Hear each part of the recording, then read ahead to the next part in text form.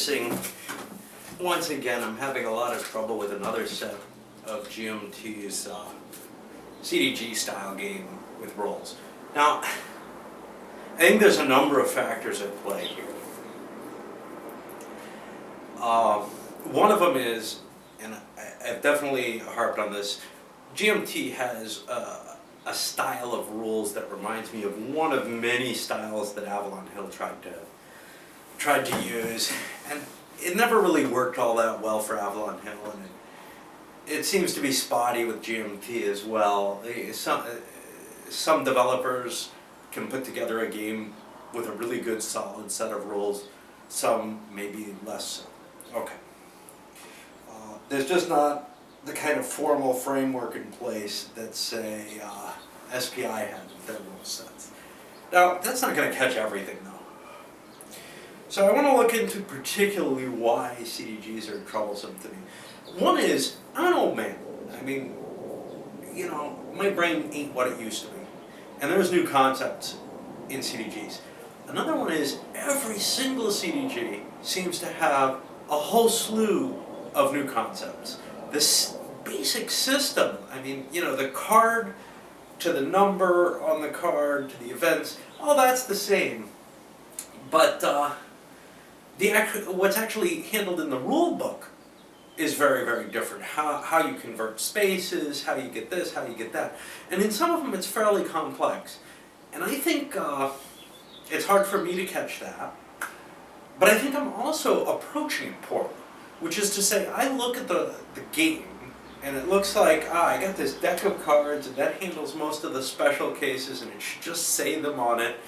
And I look at the counters, and they look really simple. They got a single number on them, and maybe a leader. There's not a lot of information there.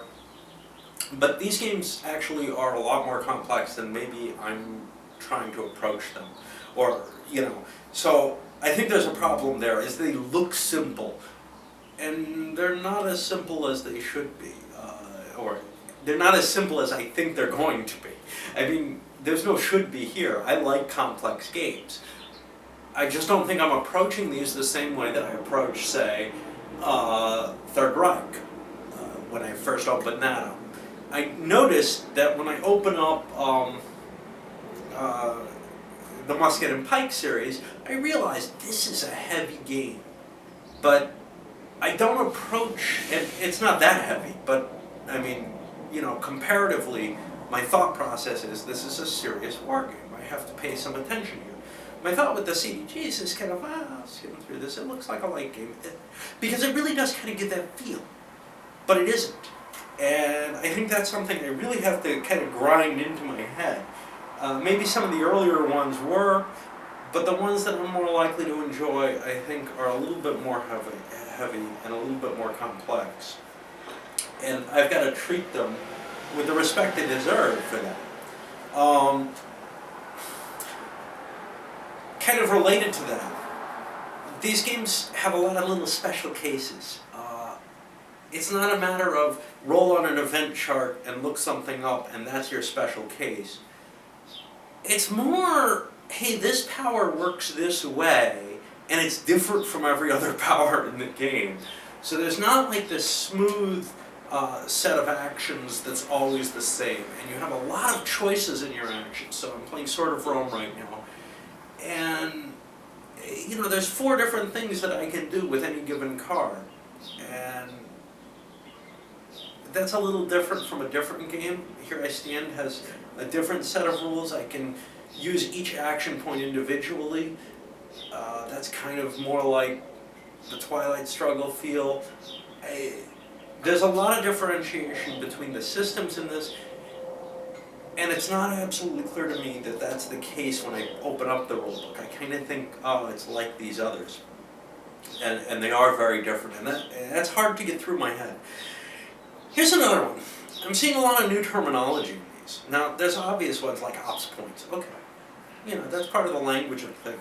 But in some of the games I'm seeing combat unit, and then it immediately, and that's perfectly reasonable, but it gets translated to CU. Okay. But I'm used to SP for strength point, and some of the games use that, but some of them don't. Looking at